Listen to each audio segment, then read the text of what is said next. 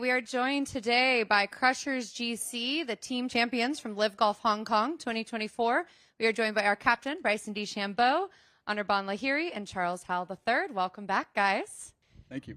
So the golf participation in Asia right now is up 27% year over year. All of you guys recently went to India to play. Can you guys talk about the importance of traveling around the world and playing new markets to this golf boom in Asia? And I'll actually start with you, Bon. Yeah, I mean, since COVID, I think globally, but also in Asia, you've seen that big boom in golf in numbers and volumes. But I think there's been a massive uptick in the younger population playing golf as well, the junior golfers and even the younger amateur golfers. So I think that's an amazing sign for Asia. And like you just mentioned, playing the international series at DLF, I guess just over a month ago or about a month ago, it was amazing. I mean, Bryson was also like surprised and pleasantly surprised to see how many kids came out and the, the overall reaction and how they welcomed us. And I think that's something we're going to find all over the world, but in Asia especially, it's growing really fast. And I think as a team, that's one of the things that we care deeply about, and we focus on that. So, Bryson, you're one of the biggest stars in the world. How important is it for you to travel to these kind of golf-starved markets and allow, the kids in India to see a Bryson DeChambeau up close and personal? Yeah, it was so much fun going to India, first off. People are fantastic. The golf course was great. As it relates to coming to Hong Kong as well, last year, I was pleasantly surprised. Everywhere we've been, it's been a warm welcome. And I think this game needs the growth globally. It's growing globally, but it needs to be shown globally as well. That's a part of why I think we all joined. It's a part of why I love leading this team and helping this team be one of the global teams. And we're going to continue to not only explore those options, but do our best around the globe to change people's lives. And I think that's what we're trying to accomplish, what we are accomplishing, and what will continue to happen for the game of golf over the course of time. So we're excited, yeah. And Charles, can you just speak a little bit about your experience in India and then the APAC region overall playing golf here? Okay, I didn't play in India for. Okay, well then your experience playing in Hong Kong and the APAC region overall. No, so we first had a bit of experience going to play in Asia on the PGA Tour with some events throughout, and that was my first taste of it. Had no idea how massive golf was in Asia. Returning here last year to Hong Kong for LIV. Obviously back this year, Singapore, etc. It's incredible. I mean, one of the, LIV being a global-based product is awesome. And not only selfishly do we get to see the world and play many different golf courses with different types of fans, but exposing the game worldwide. I mean, seeing Bryson DeChambeau and Brooks Koepka and all these stars to come play these places is incredible. So, obviously, we love being here. But at the same time, if it does grow the game of golf at all, then it's a win for everyone. Obviously, we just talked about you guys won the championship in Hong Kong last year. Bryson, both you and Charles finished in the top 10. I wouldn't assume that this course would be one that would suit your game, but can you guys just talk about the Crushers' affinity for Hong Kong Golf Club and how you guys are going to fare this year? Start with you, Bryson. Yeah, I think it's a strategic golf course. I've picked 3 other individuals that are strategic in their own right, very consistent. I think that's what makes our team so great, is that we are able to be consistent, relevant. No matter if somebody has a bad day, they're not going to go crazy high. I think we're all in it to win it as well. We deeply care about being the best, and I think that only spurs us on to any test of golf that we have.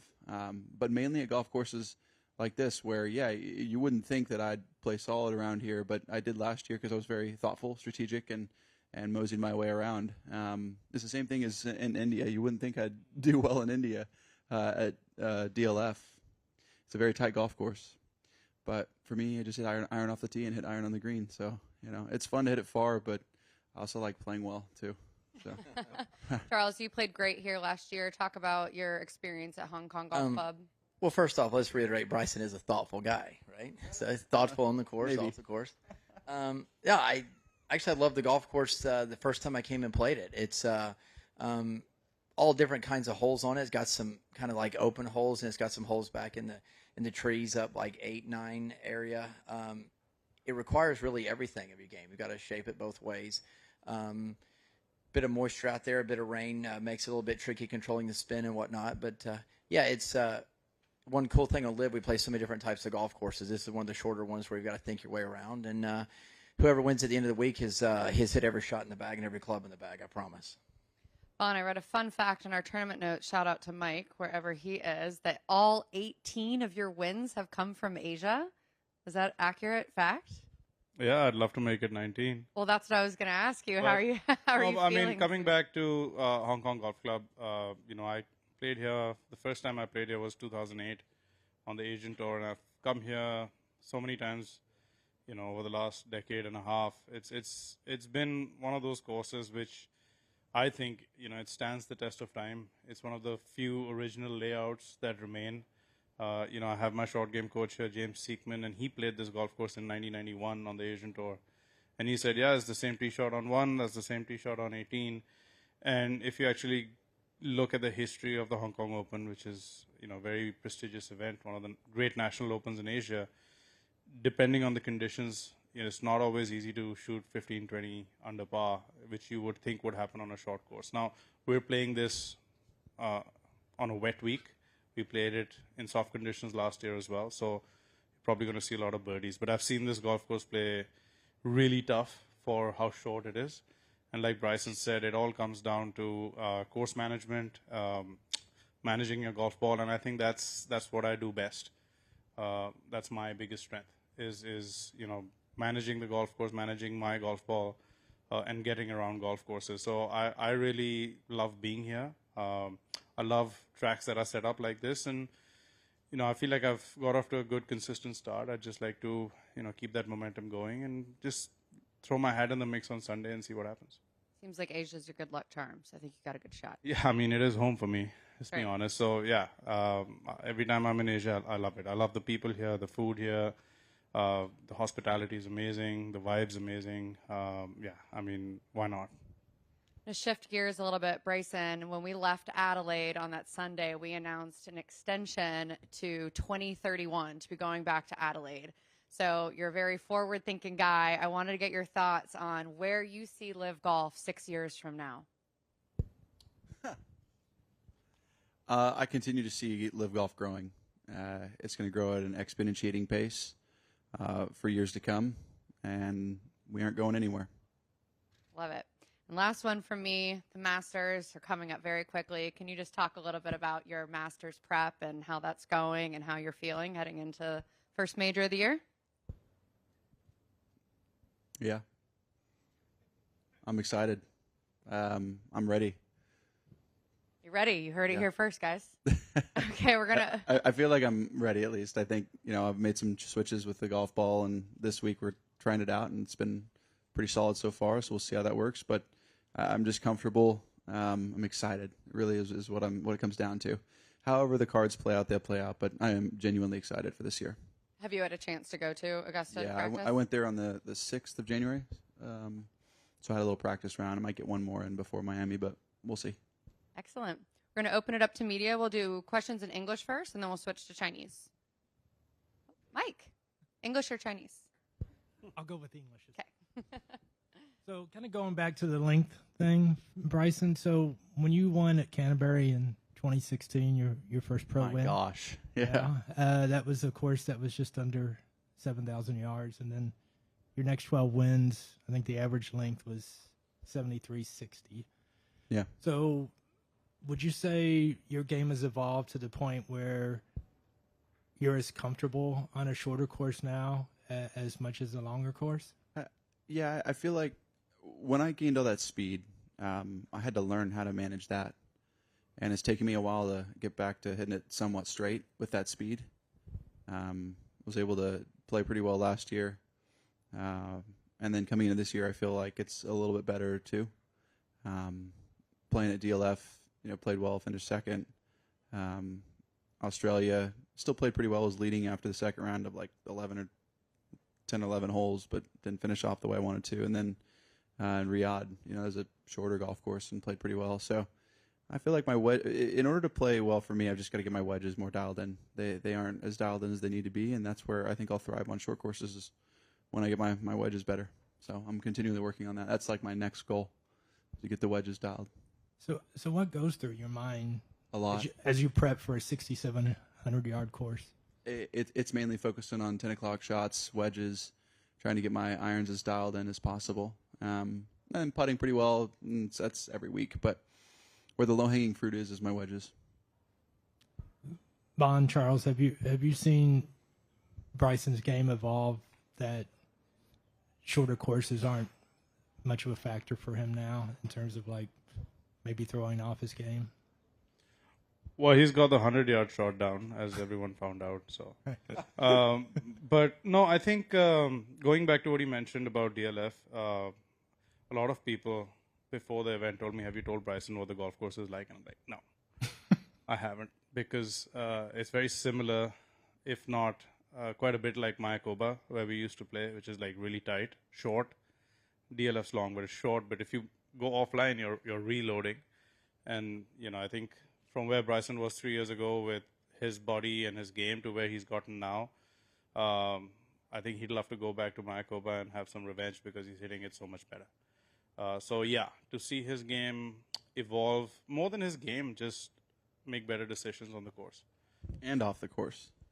Wow, that's outside of the press conference. That's a different. I'm just saying. That's a different conversation. I'm more focused. I mean, it's gotten so much better. I mean, the one thing that I was thinking of when Bryson was answering the same question to you is that he's gotten more mature on the golf course, off the golf course, and in general. So, and I think that's showing in how he's approaching some of the more strategic courses. You're not trying to overpower every golf course, and he knows that's his strength. But he also knows that putting's a strength. He also knows that iron play is a strength. So it's nice to see a more balanced Bryson DeChambeau on the golf course. Charles? Yeah, I mean, I think two aspects of Bryson's game that are incredibly underrated is how straight he drives it for how far he does. Yeah, I think that's anybody that plays with Bryson or sees him, they're surprised at that, number one. And number two is he's become a phenomenal putter.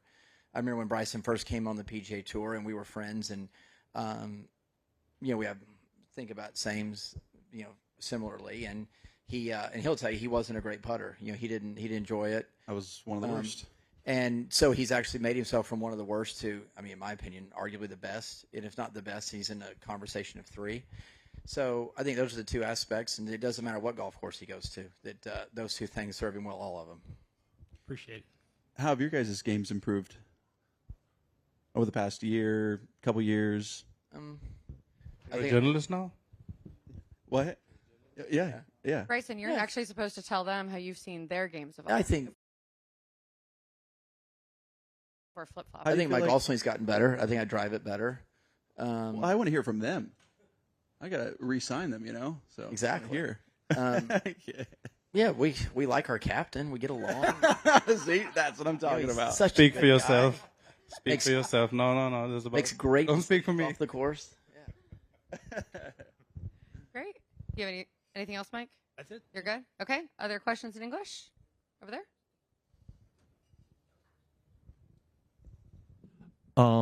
This is a question for three of you. Under the new team competition format, what I personally see is I find like the strong team goes stronger, and this is privilege for the strong team. Let's say the top 5 teams would occupy every station on the podium. Do you agree? What do you mean by ask the last part The top again? teams they would be like you, Fireball. You're just saying they're going to be up there more. Yes. Often than not, with a new format of 4 scores counting. Yeah. Yeah, I mean, I think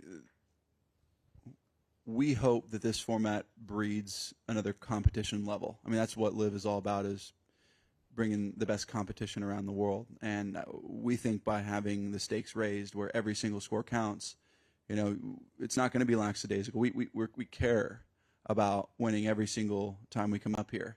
And I think that's where, there's going to be a separation for a little bit, but over the course of time, I think we'll start to have the competition level raised because of it. The best teams are going to win. That's the way I think it should be. But I also do think it's going to breed some competitive fire and some teams that don't have necessarily that firepower. They're going to want to figure out how to get better. So I think ultimately it's a good thing. Competition breeds excellence. I think that's true for LIV. This one's for Bryson. There's been various headlines around the world in the last few days. Like what? About you. You've not seen them, obviously. You don't read the papers. No, I mean about returns of PGA golf, not happy with this, contracts, so on. Do you want to just put the record straight here and now as what's going on? And I'm very excited about. No, I'm very excited about the future of LIV Golf. I'm very excited to be the captain of the Crushers and continue our legacy that we're starting to create. That's my goal, is to create this lasting legacy where we impact millions and millions of golfers' lives around the world. So that should tell you everything you should know. Okay, thanks. Can I have one more? Just to Anirban. You're from India. You must be a cricket fan as well. India reached the Champions Trophy final last night in Dubai. That's on Sunday night. Are you trying to make plans that you can watch it somehow? Or? Oh, I've been watching every game. I watched it last night. I stream it. We've got a couple of physios. That's why you were up late. No, I'm kidding. Okay. Yeah. Also, my kids woke up after the match finished. But no, we've got a Kiwi and an English physio, so I've had a really good go of it in the last 10 days or so. And like you just mentioned, we've been playing in Dubai, so I went for the India-Pakistan match 10 days ago, which is like a bucket list thing to do. So yeah, it's been good. It's been good. I'm happy to see the way they're progressing. I'm just curious, obviously as a golfer, are there things you can pick up from watching great cricket players in terms of attitude? No, absolutely. No, the thing is, it's funny you asked me that question. Ajit Agarkar, who's the chief selector for the national team, is a friend. We play golf together. None of the active cricketers do. But I had the privilege of being there on Friday night last week for India's last practice session before the game on Sunday against New Zealand. And I just, watched all of them go about how they prepare for about an hour and 15, tried to pick up on their cues, on how they get into rhythm, their trigger movements, how much time do they take between, shots between every delivery that's bowled. Sorry, guys, this is a lot of technical talk, but it's just me trying to draw comparisons in every competitive sport and every elite professional athlete. There's always something that you can learn. There's always something that you can imbibe. You can see how they switch on, how they switch off. And I think that's what the best athletes do. They know how to switch off really well, because everybody knows how to be on, but you can't be on for 6 hours just like us. So just watching, observing, and learning, it was fascinating. Just to Charles and Bryson, do you ever watch other sports or mingle with other athletes from other sports and kind of find there's a crossover between what you do and pick up tips from each other? Yeah, in certain instances there are crossovers. Football, locking in, quarterback, locking in, being able to take in all the variables that are coming at you.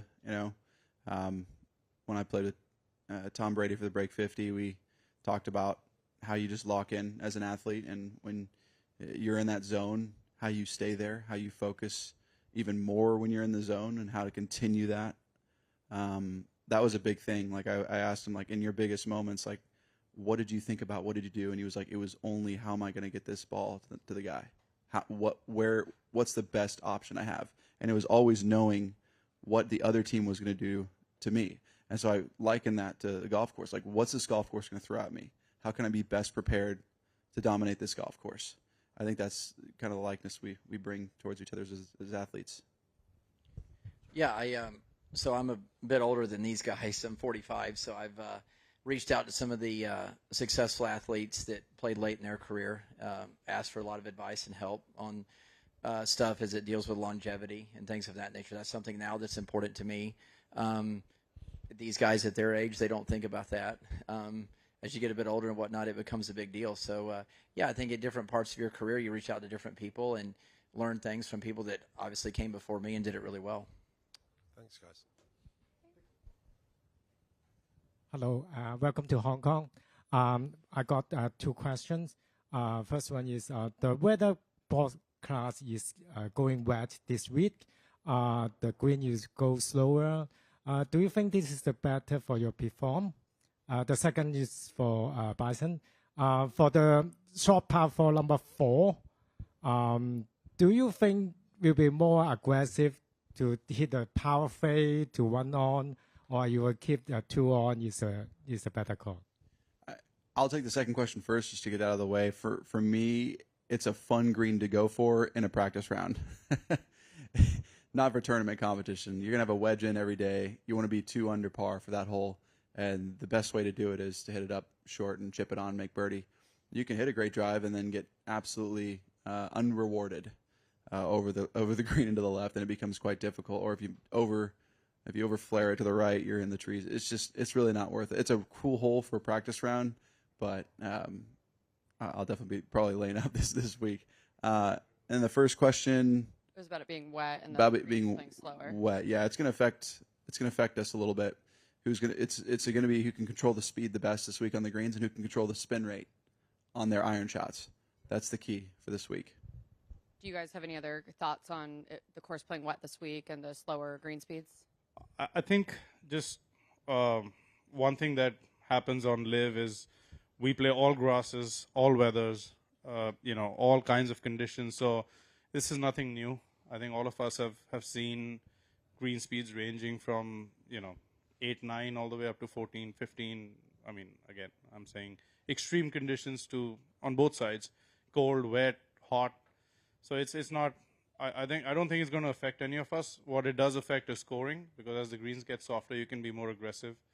The fairways are going to get wider because the ball essentially doesn't roll off the fairways as much. So you're probably going to see more birdies.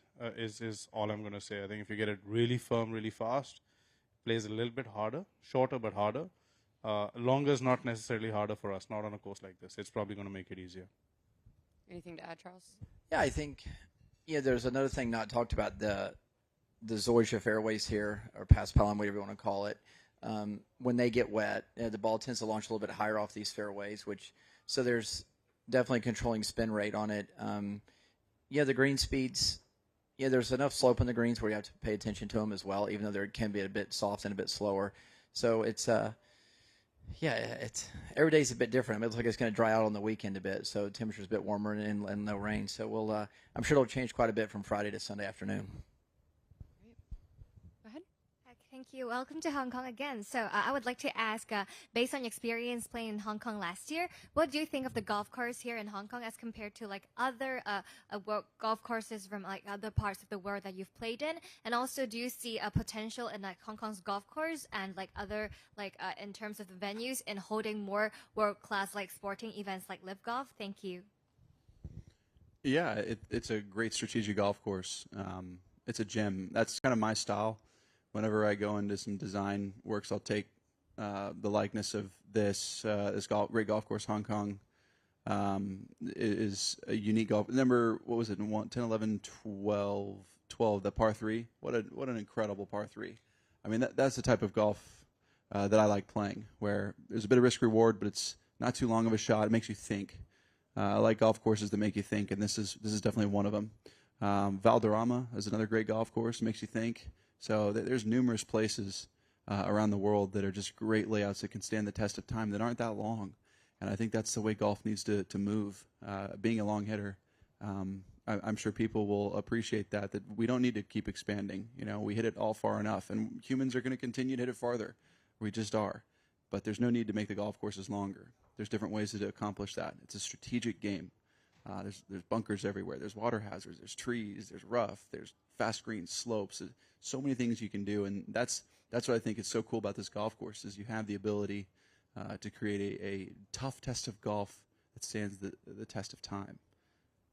Yeah, I mean, I'll just add to that, being Asian and having played here for over 15 years, I think Hong Kong golf clubs probably in the top, I would say 3, maybe 5 in all-time best courses in Asia. And I'm not saying that just because of the layout. I'm also saying because this is one of the few courses that, like I said, it's untouched. It stood the test of time. It has different characteristics in different weather and different conditions, and that's what you want a golf course to feel like. I think if I was a member, and I was playing here every day, I think every day would be a different and new challenge, and that's what defines a great golf course. So yeah, I think it would be lovely and wonderful for us to keep coming back to Hong Kong, keep coming back to Fanling, to Hong Kong Golf Club, and putting up a show for all of you. Any others? Anything in Chinese? 中文嘅有冇啊？中文啦，美田文。 Okay. Crushers, thank you guys so much. Good luck this week Thank in you. defending your title. Thank you all. 谢谢。